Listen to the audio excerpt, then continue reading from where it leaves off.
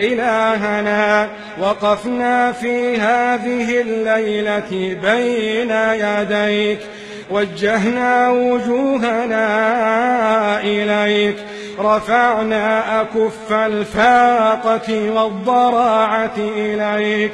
إلهنا يا من حرمت الظلم على نفسك وجعلته بين عبادك محرما، وقلت لا تظالموا، وقلت لا تظالموا.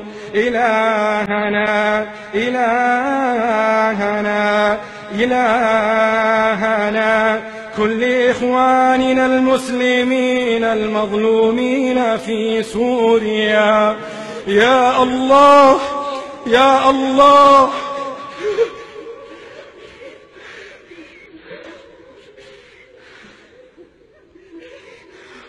اللهم إنه قد طال أمد البلاء واشتدت بهم اللأواء، ولا ناصر لهم إلا أنت، ولا مغيث لهم إلا أنت، ولا معين لهم إلا أنت. يا ملك يا ملك يا ملك.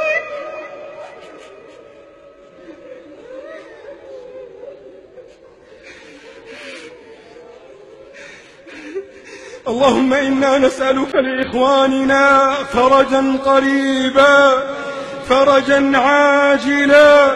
اللهم يا حي يا قيوم، اللهم يا حي يا قيوم، نسألك بأسمائك الحسنى وصفاتك العلى بقلوب ملؤها الرجاء.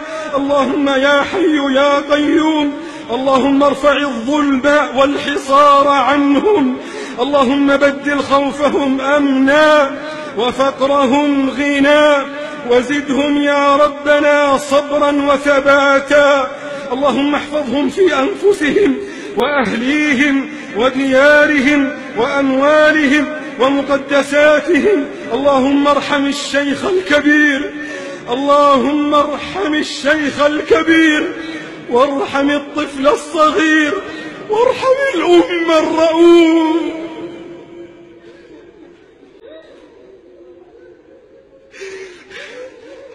اللهم واغوثاه واغوثاه واغوثاه. اللهم يا حي يا قيوم، اللهم يا حي يا قيوم. اللهم من قتل منهم فاكتبه عندك من الشهداء،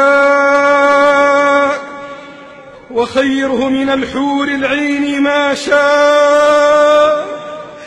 اللهم ارحم موتاهم واشف مرضاهم وعاف مبتلاهم وفك أسراهم.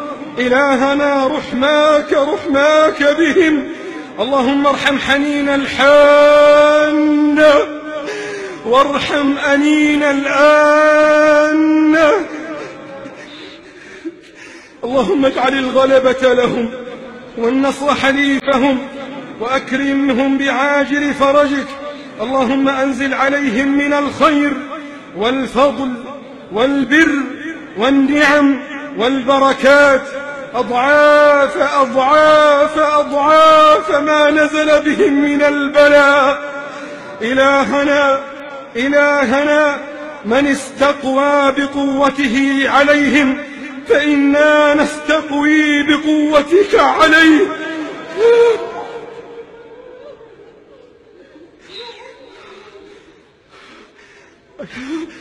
إلهنا من استقوى بقوته عليهم فإنا نستقوي بقوتك عليه. دكدك عظامه، شل أركانه، عطل مفاصله، صم أذنيه. اللهم بدل تقدمه تأخرا، وضحكه بكاء، وفرحه حزنا. اللهم اجعل الموت يحيط به من كل مكان. اللهم املأ قلوبهم خوفا وذعرا، اللهم املأ قلوبهم خوفا وذعرا. اللهم أرنا فيهم يوما أسودا، يوما أسودا، يوما أسودا، اللهم عاجلا عاجلا عاجلا غير آجل.